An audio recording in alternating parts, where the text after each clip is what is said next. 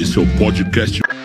A mistura do mal com atraso e... Doutor, faça concurso para juiz e assuma então a condição da audiência. Eu acho que eu nunca vi tanta hipocrisia junto. A partir de agora, o podcast que vai te mostrar que direito não é chato. Na impossibilidade de dizer bom dia, boa tarde ou boa noite, já que eu não sei que horas que você está assistindo esse podcast, eu vou dizer apenas um simpático olá. Nós estamos aqui hoje para te provar, com dados, estatísticas e baseado no nosso puro achismo, que direito não é chato. O meu nome é Davidson, eu acredito que ler não torna o direito uma coisa chata. O meu nome é Pedro Santoro, e eu nunca me lembro do que eu acabei de ler.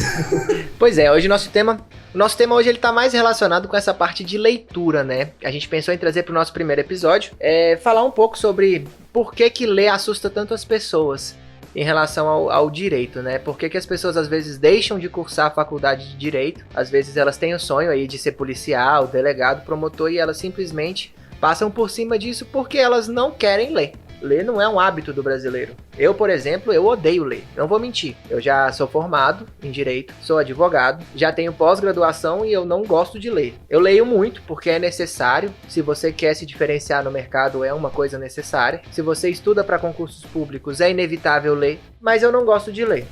Eu desde o primeiro contato que eu tive com o direito, o que eu mais escutei é que se você não gosta de ler, nem ingresse nessa carreira, nem comece a faculdade. Mas, de fato, você tem que ler muito, né? A gente tem processos gigantescos para ler, tem que ter uma leitura bem dinâmica, uma leitura rápida, né? Tentar absorver o máximo de coisa no menor tempo possível. E mesmo que você não esteja mexendo diretamente com processo, você tem que ler livros extensos de doutrina com termos muito técnicos, o que torna, assim, de fato, cansativo. Mas pelo meu lado, eu gosto de ler. E leitura é um hábito, é igual estudar. Ninguém começa, eu adoro estudar, minha vida é estudar. Não, mas você cria um hábito de leitura que você vai tendo mais vontade de estar lendo todo dia, né? Sente saudade daquilo.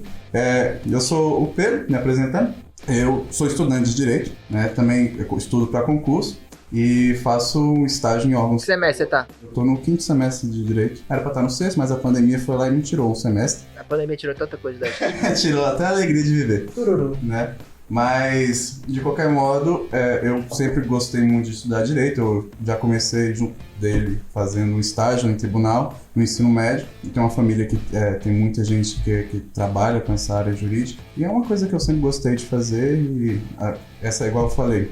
Não é só fazer por fazer, não é só ler por ler. Eu gosto mesmo de estudar o assunto, eu gosto de ver curiosidade, de entrar no tema mesmo, porque a galera tá ouvindo, você tá achando que tá chato pra caralho. Mas entrando no nosso assunto, que é a parte que a galera quer ouvir um pouco mais, né? Hoje o nosso tema é pra falar sobre, assim, coisas que tornam o direito chato. O que você olha assim, você fala, porra, que cara baixo, que malas do direito, malas. Essa galera do direito é muito cringe. Cringe. Pô, é uma cringe, os caras tudo cringe, mano. Não, o que não é cringe, né? O que é cringe, pra falar a verdade? Cringe assim, perdeu muito a originalidade da palavra, mas cringe é vergonha alheia.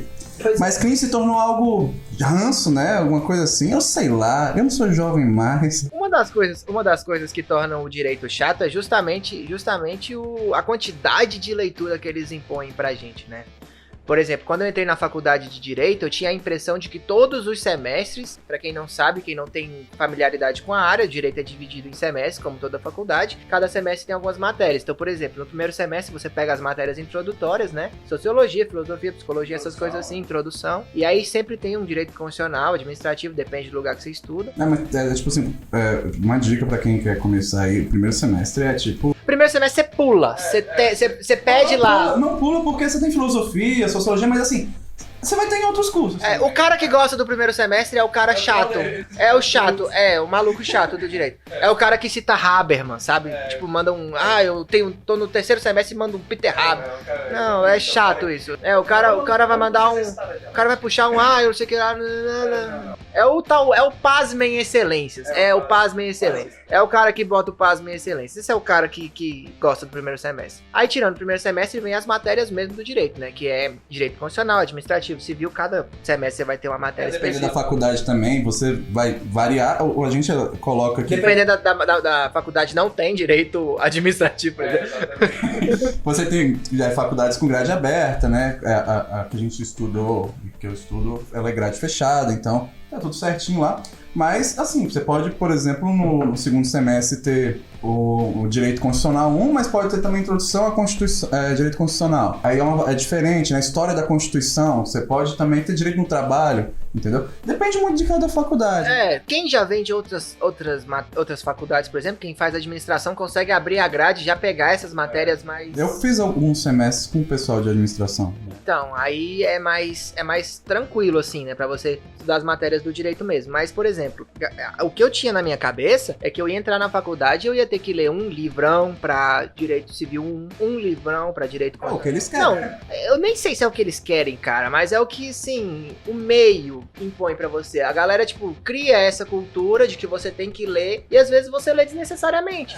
Isso é uma coisa que... Eu, por exemplo, eu li um livro de direito civil do Pablo Stolze, que é Direito Civil 2, eu acho que era Direito das Obrigações, e muito bom, ele é fino, ele tem uma linguagem simplificada, não é um PDF, mas é um livro que você lê ali 2, 3 dias, se você tiver muita vontade não, se a prova for da semana, você consegue ler rápido, entendeu? É um livro muito bom.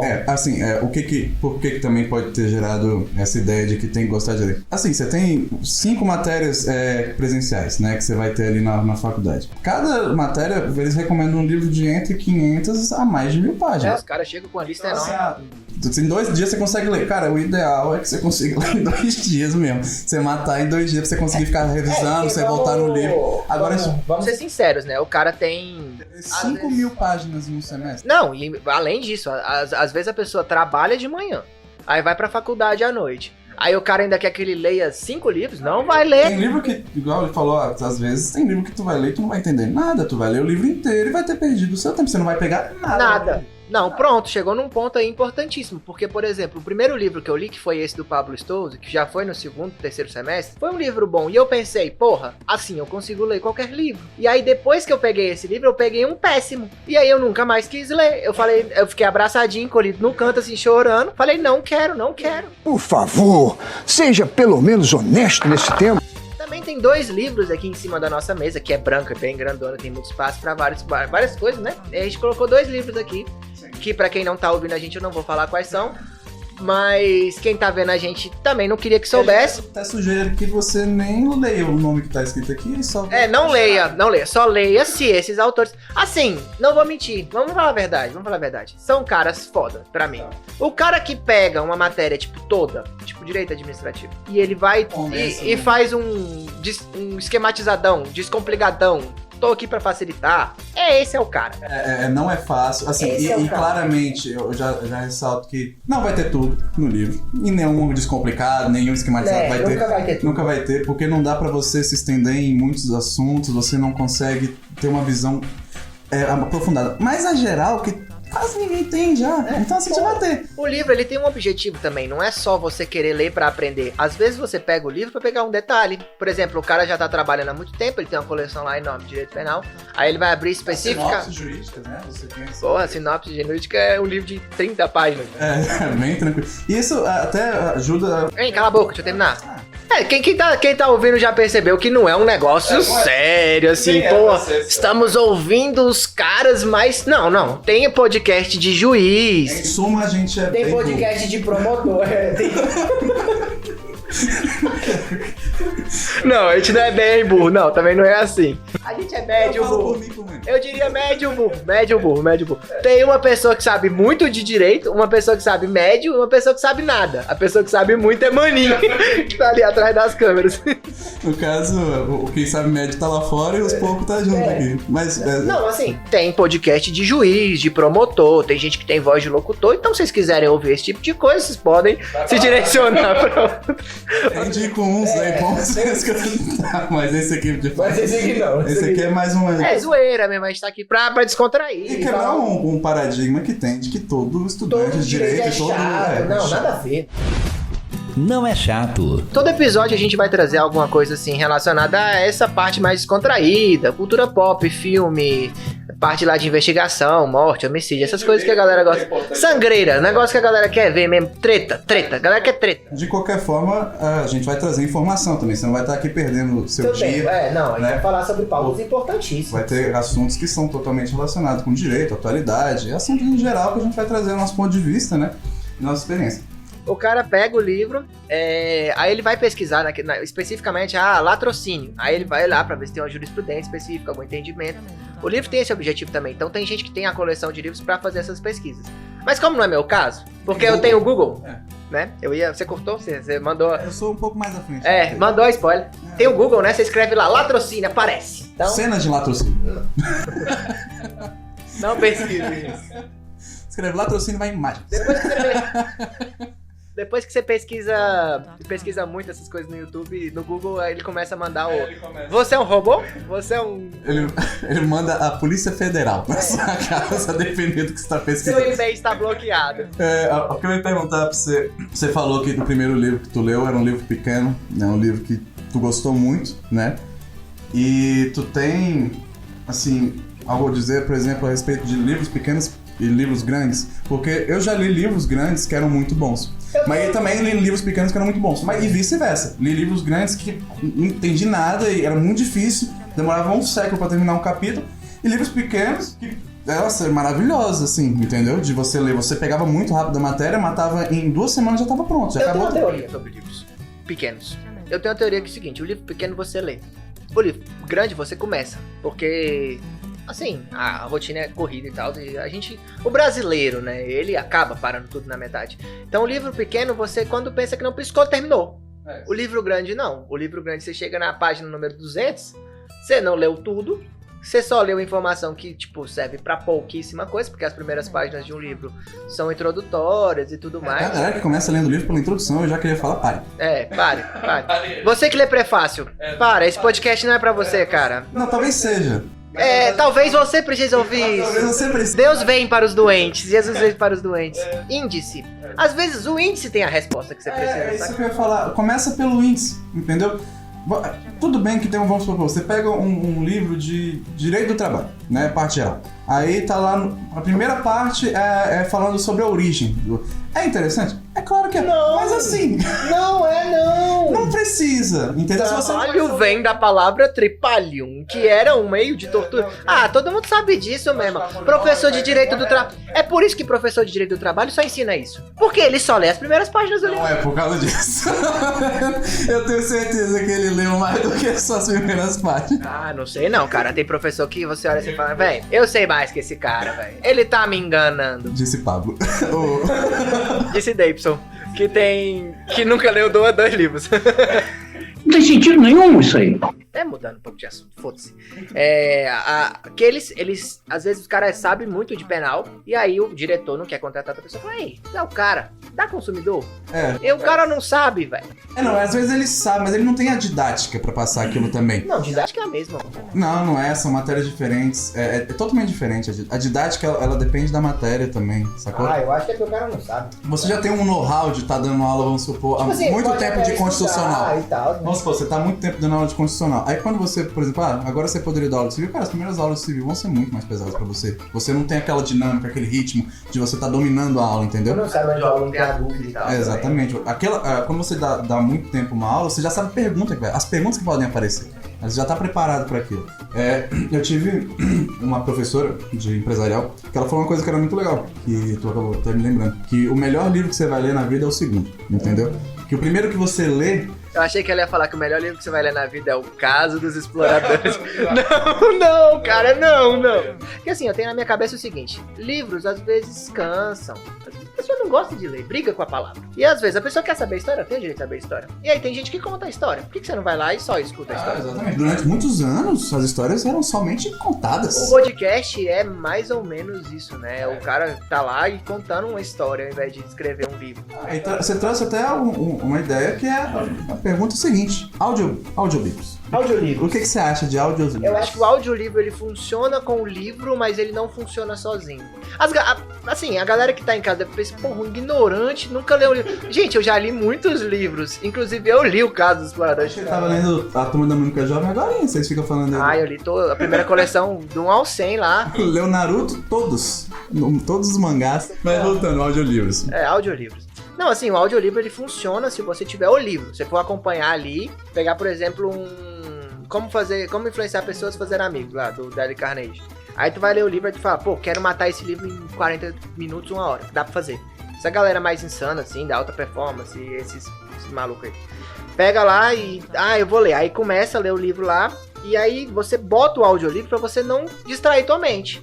Porque se você não bota o audiolivro, às vezes você tá lendo e tua mente vai pro... Tu pensa num estudo guiado, é tipo uma leitura guiada. A leitura vai guiada pelo audiolivro. Entendi. Inclusive, esse método ele é muito utilizado se você for aprender outras línguas, entendeu?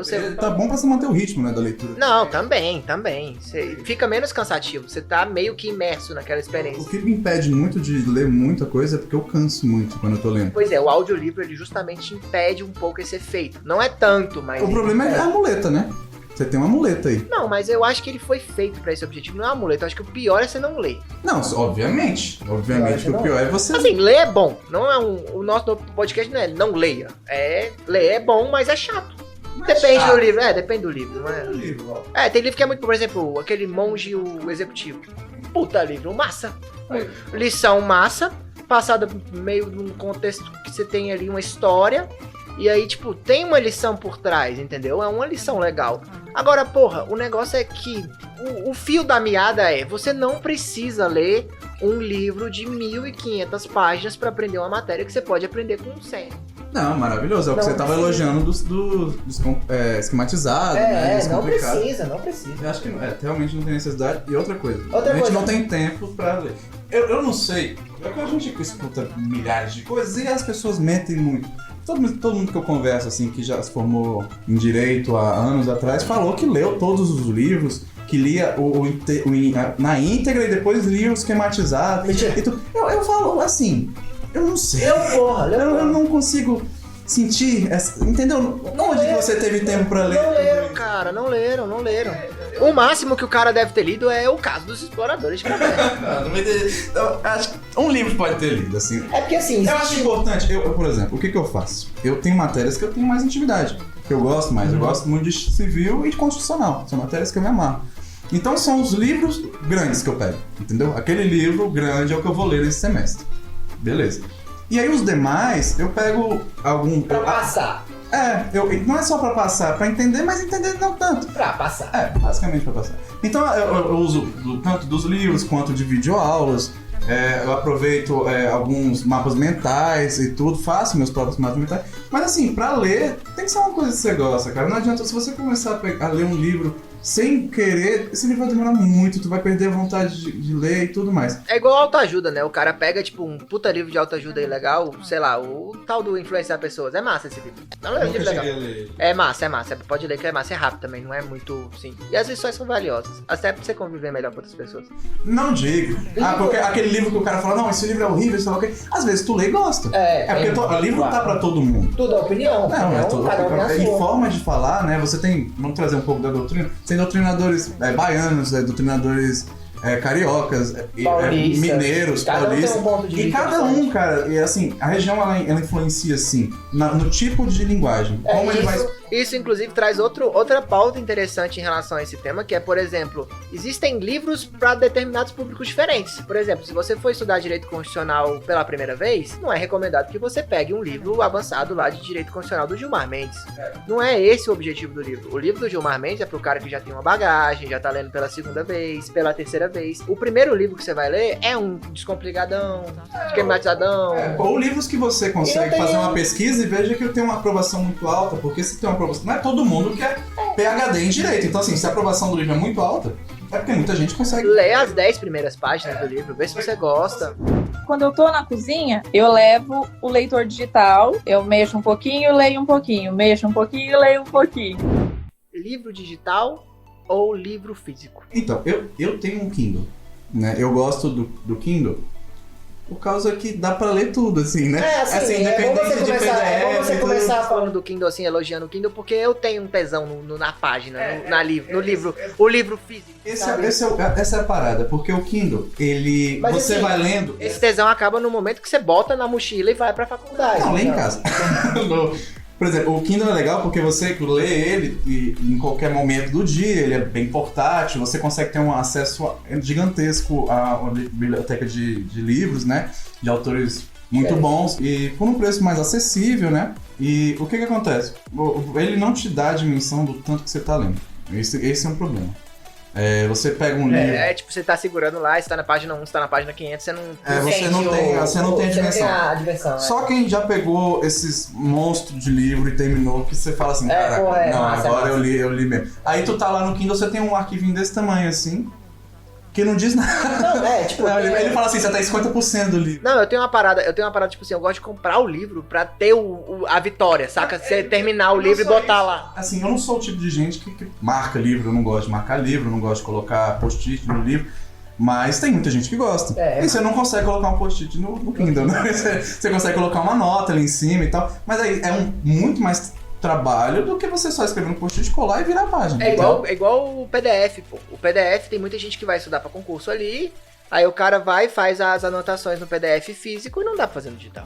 Exatamente. Não é a mesma coisa. Você não confere a anotação que você faz no PDF digital. Eu acho que você não confere nem no físico, pode falar. Mas o do físico tem aquela questão que já foi comprovado, que quando você escreve, mesmo que você não leia de novo o que você escreveu, você fixou mais do que se tivesse digitado bonitinho ali. Pois é. Entendeu?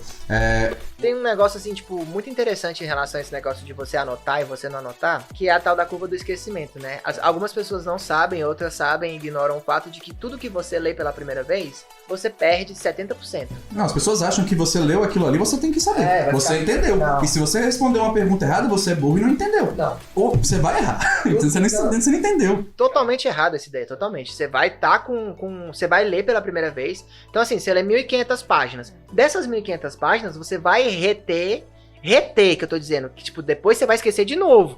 Eu tô falando, você vai reter, o resto já era. Vai reter 30%. E aí desses 30% você vai perdendo um pouco todo dia. Então qual é a manha? Que eu acredito, né? Eu acredito muito nisso. Eu acho que eu defendo muito isso. É você pegar um livro menor, um método de estudo menor, um PDF menor. E quanto menor, melhor. E aí você constrói, sedimenta aquele primeiros 30%. E aí você vai reforçando aquilo ali com base na revisão.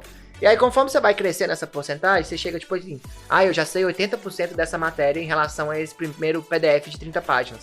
Aí você vai aumentando informações, você vai crescendo gradativamente, entendeu? Eu acho que um problema é também que as pessoas, elas leem e não sabem que estão aprendendo. Então acontece isso muito. Por exemplo, as pessoas leem o livro todo e não conseguem mensurar o tanto que elas aprenderam. O cara lê por ler, né?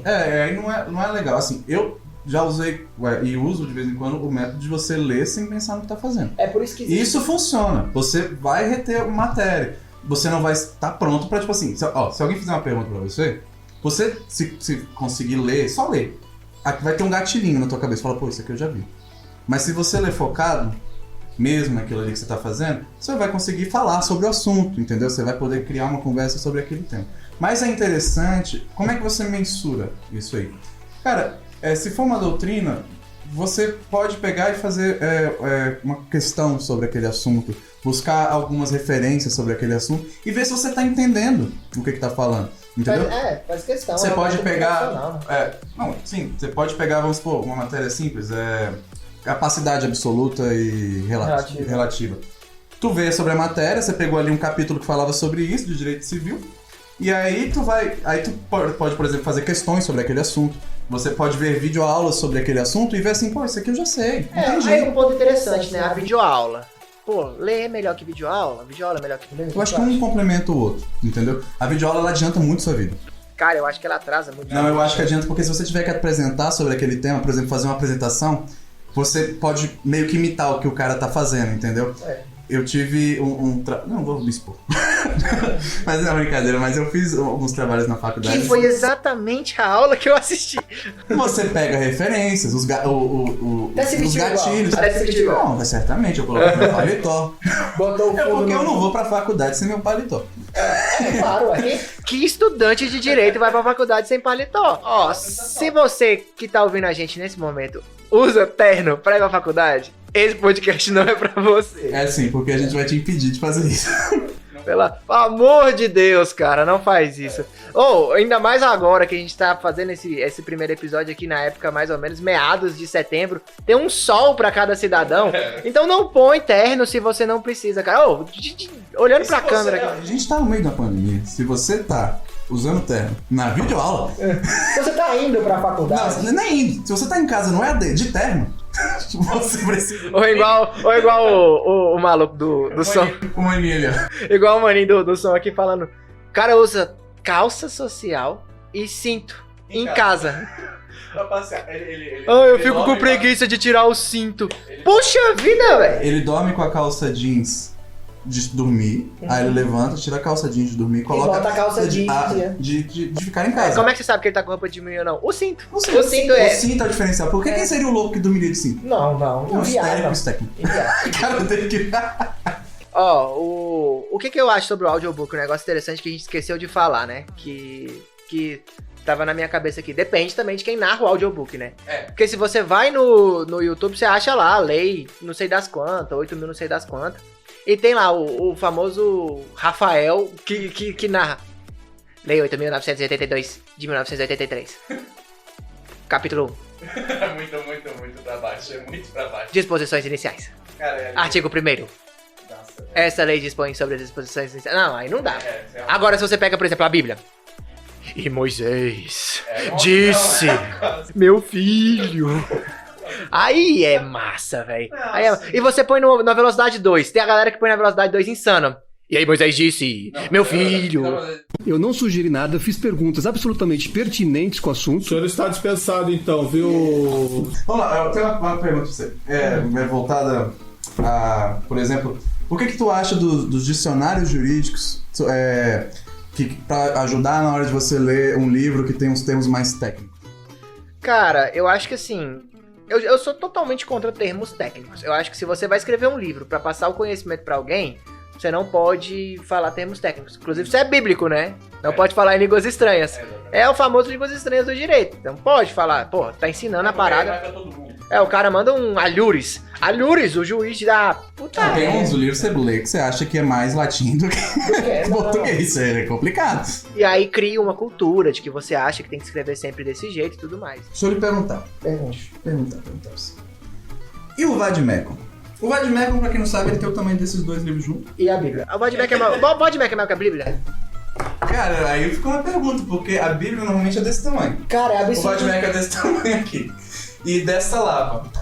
E as folhas do Vademecum são iguais à Bíblia, são bem fininhas. Cara, é absurda a quantidade de leis que existe no Brasil, né? Se você for pra um país civilizado e eles verem o Vademecum, isso não é um relato meu, isso é um relato de um professor meu. Ele disse que levou o Vademecum pra fora do Brasil, porque ele fazia doutorado, precisava estudar e tal.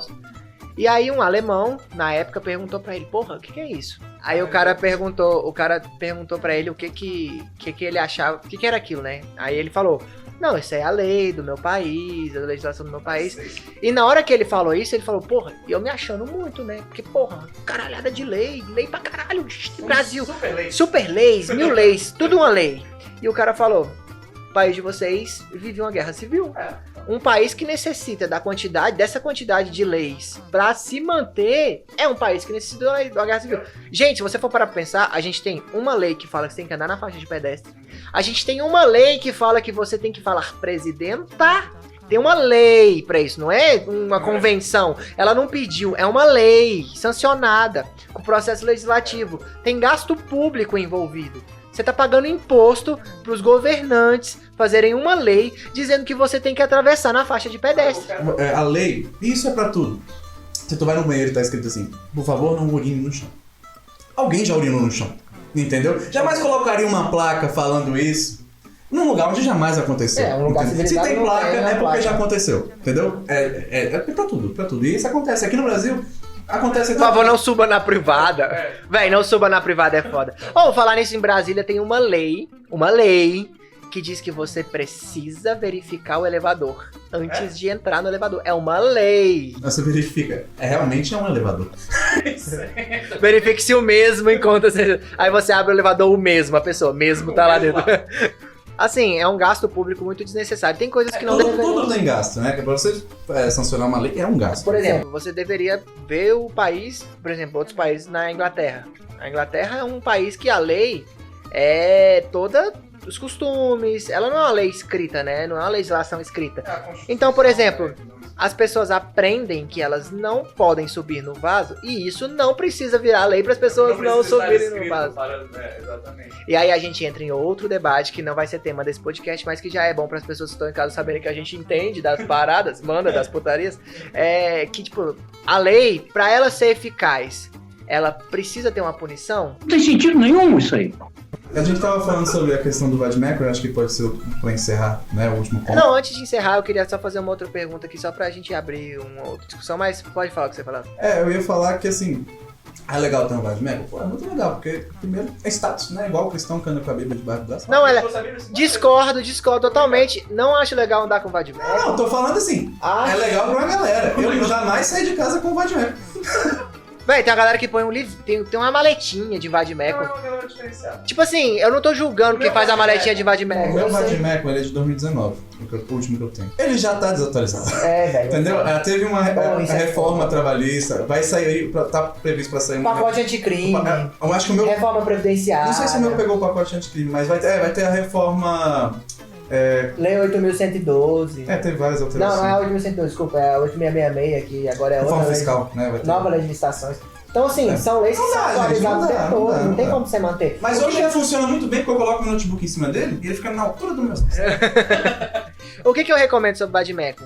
Vá com o vade-mecum se for realmente necessário. Você vai fazer uma prova. Você pode, né? Pra prova do... Pode, claro. Aí você tem que comprar um vade-mecum atualizado. São situações que você precisa ter o vade-mecum. Porque tu vai citar algumas leis, né? Mas ter um vade-mecum ali pra você estudar todo dia, pra você fazer o acompanhamento. Ou você fica do começo ao fim do curso e vai atualizando. Você coloca os post-it, aí tu faz um grifo, escreve, faz o que você quiser com aquilo lá. Anda com a lei separada nova. O meu não tem isso.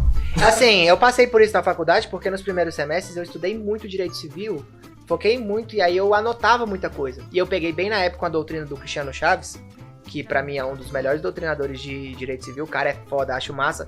E assim, não porque eu li o livro dele, mas porque eu vi algumas aulas dele, ele é muito bom, muito bom. Ministro cita ele. E aí eu fiz algumas anotações no meu vade-mecum e eu fiquei com essas anotações. E aí o vade-mecum foi desatualizando, entrou reforma da Previdência, reforma trabalhista, outras leis atualizaram no período. E aí eu fiquei com aquele elefante branco cheio de anotação importante que eu não tinha o que fazer. Então, às vezes, por exemplo, uma opção é você comprar aqueles livrinhos tipo de lei separado. Compra o Código Civil separado, compra o coisa separado. E aí, quando você tiver aula de Direito Civil, você leva o Civil, Código Civil. Mas a utilidade é só essa, porque de resto, tu vai lá no planalto.gov e tá tudo lá. Aí você ainda aperta o Ctrl F e escreve faculdade você pode usar, sei lá, de boa, então foda-se. Agora sim, você vai fazer a prova da OAB, ou então um concurso público que permita usar o vade-mecum, não sei se prova de magistratura permite. E aí você leva um vade-mecum atualizado com suas anotações, porque pode ter anotação dentro das regras do concurso. Dentro das regras da OAB você pode fazer os grifos e tal. Porque a obrigação do... Anotações que eu digo é colocar um artigo, não colocar uma anotação, não pode. Isso aí você não pode. A obrigação do operador de direito é saber o direito, né? Não saber o artigo. Isso não é obrigação de ninguém. Você não vai decorar a lei vai estar contigo. Assim, pra quem for operador do direito. Agora, se você for concurseiro, meu amigo, pode começar a ler 3 vezes ao dia, decorar a lei seca aí, porque sem lei seca você não passa em concurso. Não passa. Esse é um assunto que a gente vai trazer. Outra pauta, concurseiros. Direito e concursos. Vamos aí falar o que você precisa saber, o que você não precisa saber. Preciso fazer direito pra fazer concurso. Entrou na faculdade só pra fazer concurso? E aí? É bom? Vale a pena? É um mercado saturado? Você falou que tinha mais uma pergunta aí pra gente? Então, só pra encerrar, uma coisa que eu acho interessante da gente levantar aqui é, tipo, você tem algum autor que você gosta muito, que você fala assim, pô, ali esse cara, eu acho foda. Pra começar aqui, só pra abrir o debate, eu vou colocar 2 que me marcaram um pouco durante a faculdade, que foram 2 caras que eu li livros deles e eu achei muito bons. Aliás, vou falar 3, né? Pra colocar matérias diferentes. Anota aí. Anota aí. Dá dica aí. O primeiro foi o Pedro Lenza, claro, que é o cara. que é o tal do Direito Constitucional Esquematizado. Realmente o livro dele é diferenciado. Ele não é bonito, não é um livro bonito. Ele é de constitucional? Ele é constitucional. Ele não faz penal também? Não, o que tem? O Direito Constitucional Esquematizado, ele fez muito sucesso, que foi o livro do Pedro Lenza. Virou best-seller e tudo mais. E aí ele lançou os outros. Pegou professores específicos de cada área e lançou os outros. Então, por exemplo, você não vai comprar o direito penal esquematizado achando que é tão bom quanto o direito constitucional esquematizado, que é outro autor. Entendi. Não tem nada a ver, é só o nome, é um marketing. Agora, é o marketing e o método, né? Por exemplo, eu li o Direito Constitucional Esquematizado do Pedro Lenza e é muito bom. Tem muita jurisprudência, você sabe a hora que você pode pular, tem exercício. É um livro grande, mas você não vai ler tudo. Ele é feio, é um livro feio, eu acho feio. Acho que o esquematizado dele é feio. Se você for comparar com outros. Por exemplo, o Descomplicado é muito melhor em relação ao esquematizado que eles colocam. Mas é um doutrinador que você gosta. Mas é um cara que eu gosto. Agora, por exemplo, eu peguei um outro esquematizado de um outro professor da série dele, não vou falar a matéria pra não expor a pessoa, que eu achei uma bosta.